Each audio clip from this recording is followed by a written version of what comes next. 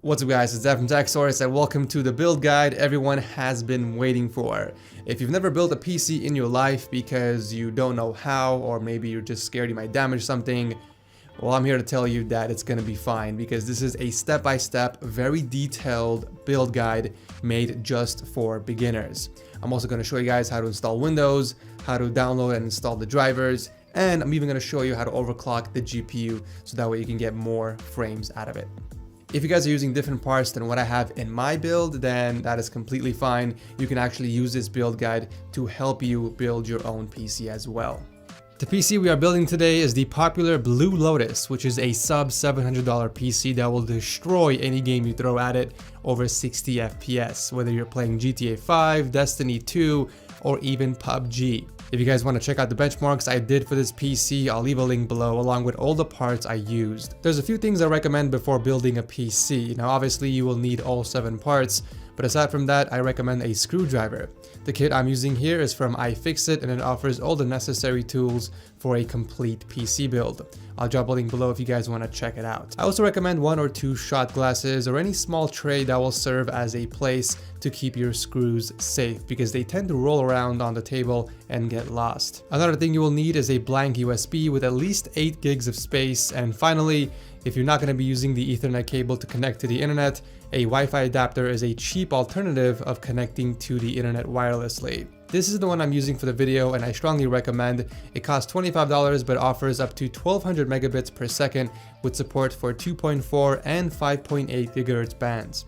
If you're building on carpet, I do recommend building on a wooden desk. However, metal surfaces are fine as well, as long as it's properly grounded. You don't need to buy an anti-static mat or wristband. However, if you want to be extra cautious, you can pick one up for only $6 on Amazon. And once again, I'll drop a link to it below. I've been building PCs well over 5 years now, and I've never used one of those anti-static things, but it's better to be safe than sorry. Don't shuffle your feet on carpet. Don't pet your cat. As long as you touch a metal surface that's grounded before you handle your components, then you'll be completely fine. Also, another tip when handling the parts, if there's a plastic section or a plastic piece on it, make sure you're grabbing it from that. And also, make sure you guys aren't touching any of the circuit side with your hands. That's also one way of damaging the components. Step 1, you will need the motherboard, CPU, and RAM sticks. So put the other boxes aside and begin opening up the motherboard box. Once you take it out of the anti-static bag, place it on the top of the motherboard box, but actually before you do that, make sure to take out the following from inside. You will need the I/O shield and the SATA cables, one for each storage device we are connecting. If you have only one drive, then one is all you need. Next, take out the CPU and its cooler from the box and be very careful not to touch the bottom part of the cooler because it does come pre-applied with thermal paste. If you're gonna set it down on the table, set it upside down so that the thermal paste is facing upwards. Make sure you are handling the CPU from its edges. Do not touch the bottom or the surface of the processor. If you look closely at your CPU, you will find a triangle on one of the corners. You're gonna have to align that triangle with a CPU socket cover. Go back to the motherboard and push down on the lever and pull it out from its side and lift it up until the cover flips open. Gently lower the CPU down into the socket while grabbing it from both sides. Again, do not touch the surface of it, and make sure that the 2 triangles are aligned and gently let it go. Do not apply any force on the CPU.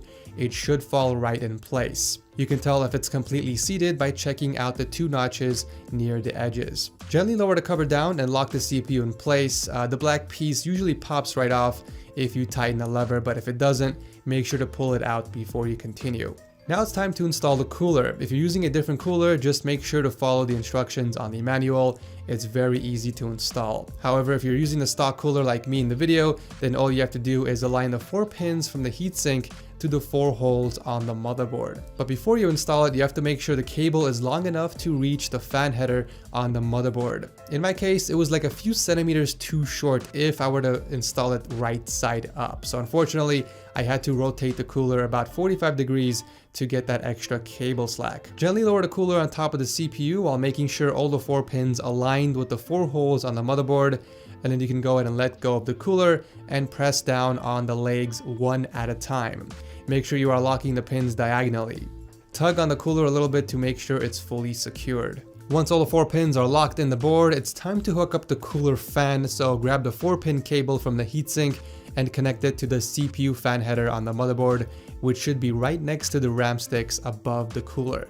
Now it's time to install the RAM sticks. If you guys look on the motherboard, you will see a label showing you what RAM slots to occupy first. If there are 2 sticks, you have to install them on A2 and B2 before you occupy the others. If you're installing only one, then you have to put it in slot A2 only. Grab the RAM stick one at a time and make sure the gap on the bottom of the RAM stick aligns with the notch on the RAM slot. As you guys can see in the video, it's facing the incorrect way, so I had to flip it the opposite way. Gently lower the RAM stick down evenly and push down from the center until it snaps in place. Feel free to use both of your hands to do this. If you pay attention, both of the clips on the sides should lock in place if done right. Take off both side panels from the PC by removing all 4 of the thumb screws. Afterwards, I put the screws in one of the shot glasses so that they don't get lost. Every case comes with either a box or a bag of screws needed to install the hardware, so take the bag or box out of the case and set it aside for now. Next, it's time to install the IO shield, so tear that out of the plastic and make sure you're holding it so that the 6 circles are on the bottom and slide it in the back of the case from the inside. If you can get the IO shield installed, then you can pretty much build a PC. This is literally the hardest part of building any rig. Make sure you're applying pressure on all 4 corners evenly until it snaps in place. Whatever you do, do not apply pressure in the center, otherwise it will bend and most likely crack. Use the corners instead. Next up, we need to install the standoffs, but this case actually comes with 6 of them already pre-installed.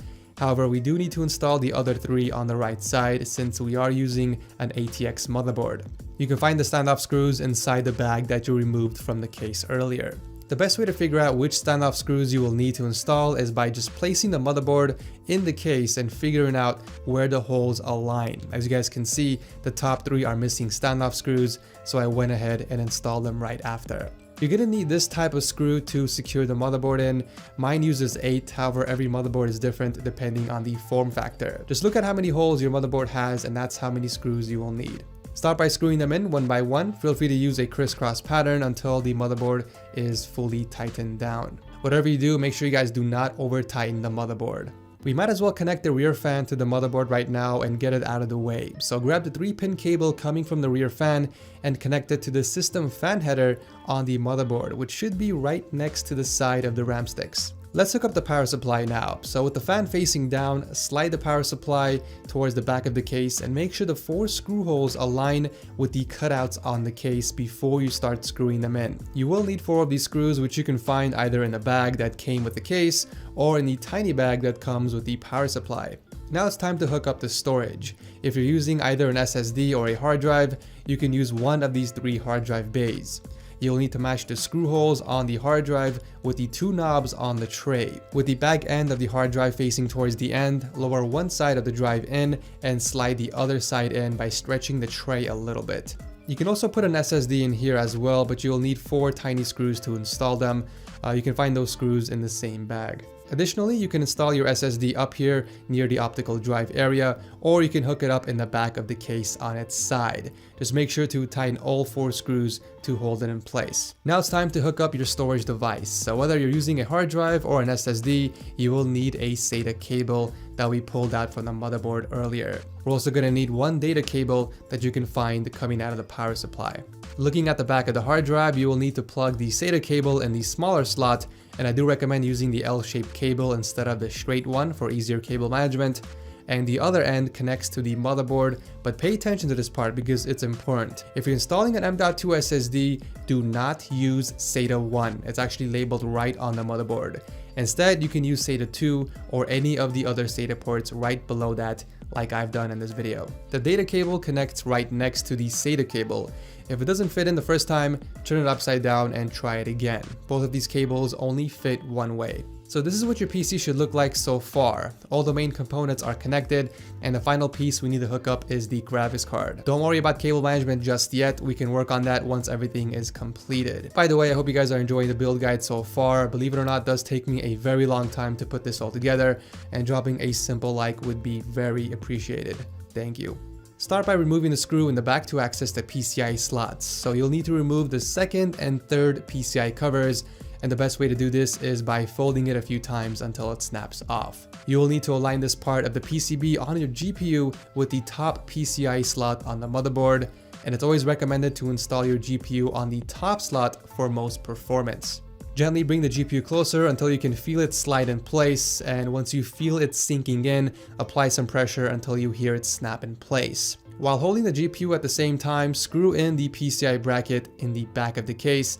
That way it prevents the GPU from sagging. If you accidentally remove the top PCI bracket like me, you can take this time to put it back on. Close the cover and screw it shut once you are done. Now it's time to connect all the cables, and we can start off with the GPU cable labeled PCIe, and it looks something like this. Grab the 6-pin part and connect it to the GPU socket near the edge of the card, and make sure you guys hear it snap in place. Next, we are ready to give some power to the motherboard, so grab the 24-pin cable that looks like this and connect it to the 24-pin socket on the motherboard. Make sure it sits flush and that there is no gap between it. Always remember, if it doesn't fit, it doesn't belong there. Next up is the cable with the words CPU labeled on it. Combine both of them together and slide it in the socket right above the CPU cooler to the left. The next cable has a blue tip, and this is to power the front USB 3.0 ports on the case. If you don't have any USB 3 ports in the front, then you don't have this cable. So this one connects right under the 24-pin we just connected.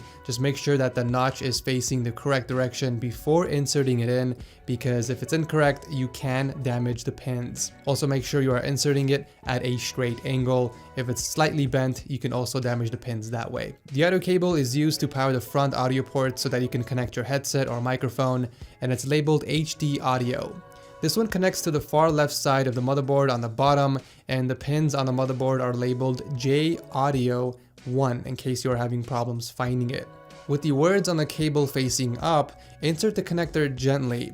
You might need to apply some pressure for it to go all the way in. The USB connector is to power the other two USB ports, and this one can go in either of the USB headers on the motherboard labeled JUSB 2 or JUSB 1. You can find both of them on the bottom side of the motherboard towards the middle.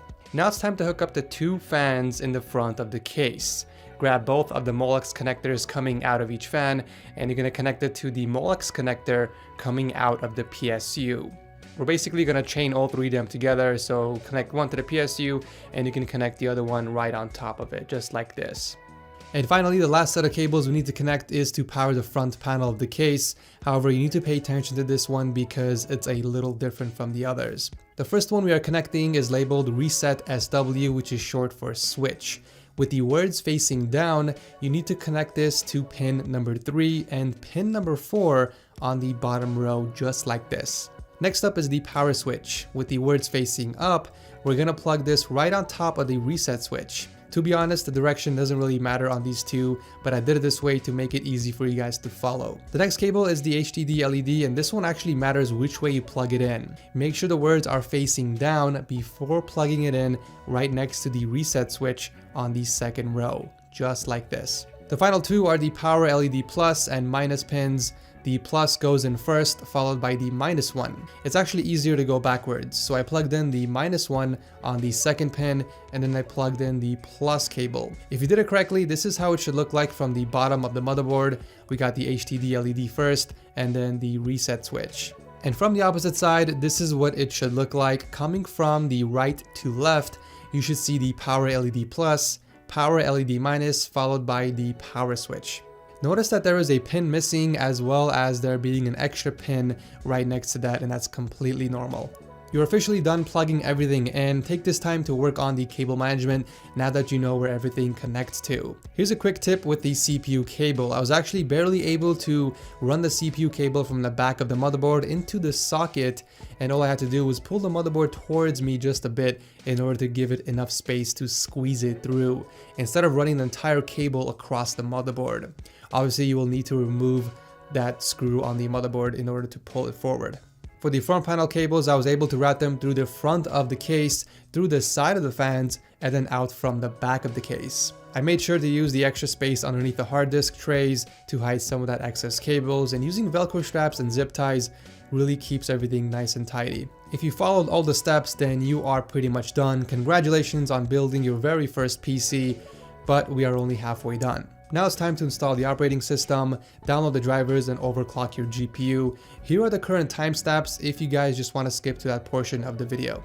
First step is to find a computer, either a desktop, PC, or a laptop with a working USB port, because you will need to plug in your 8GB USB drive and visit the Microsoft website to download the Windows files. We are installing Windows 10 onto this PC, but I'll leave a link to Windows 8.1 Pro if that's what you guys prefer instead. Click on the Download Tool Now option and open it up once it's done downloading.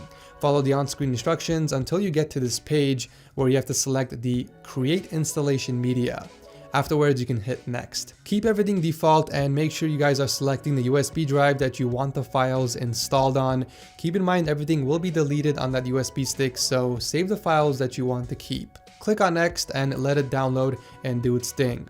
Once everything is done, it will tell you that your USB drive is ready to go, so click on Done. Take the USB drive and plug it into your PC that you just built and hit the power button.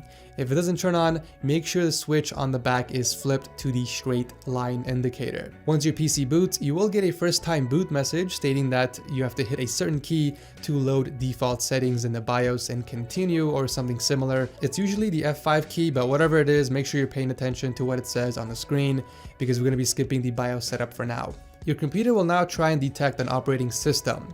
Now obviously there is none, so it will boot straight from a USB drive by default and it will take you to the Windows setup screen. Anyways, once you get to the Windows setup screen, just follow the on-screen instructions until it asks you to enter in the CD key.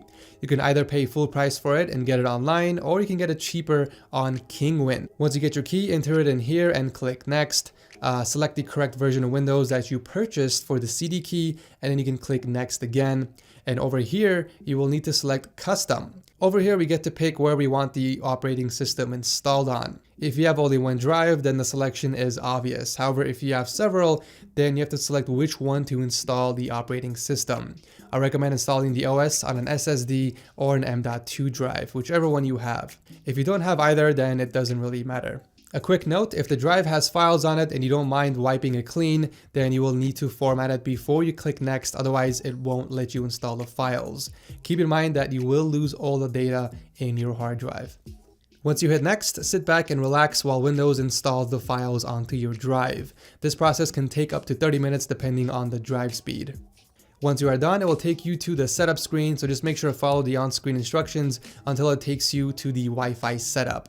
Now this is where the Wi-Fi card comes in handy because without it, you can't access the internet until you download the drivers. Finish setting everything up until Windows takes you to the desktop. Now if you guys are having problems with your PC, whether it's not turning on or you're getting a black screen on boot, whatever it is, I've listed some troubleshooting tips down below if you guys want to check that out. If you have access to the internet, then we need to download the drivers straight onto this PC. However, if you don't have access, then you will need to use another computer to download the drivers onto a USB and then bring those files back to the PC you just built. So visit the MSI service page for the board and download the following drivers. Once all of them are downloaded, open each file and make sure you guys extract the contents out of the folder before installing them, otherwise you might run into some errors. Next, it's time to install the graphics driver. Visit the GeForce website and download the GeForce Experience.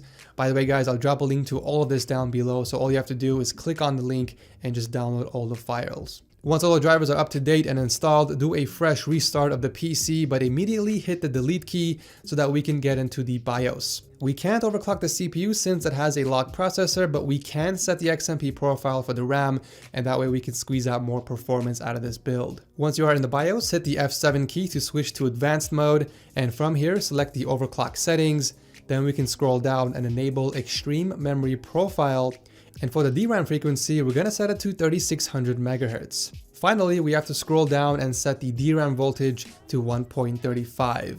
Once you are done with all of that, hit F10, which will save the changes and it will take you back to the desktop. Alright guys, now it's time to overclock your GPU, and for that we need both MSI Afterburner and the Heaven Benchmark tool. Once again, I'll leave a link below to download them. They are both completely free.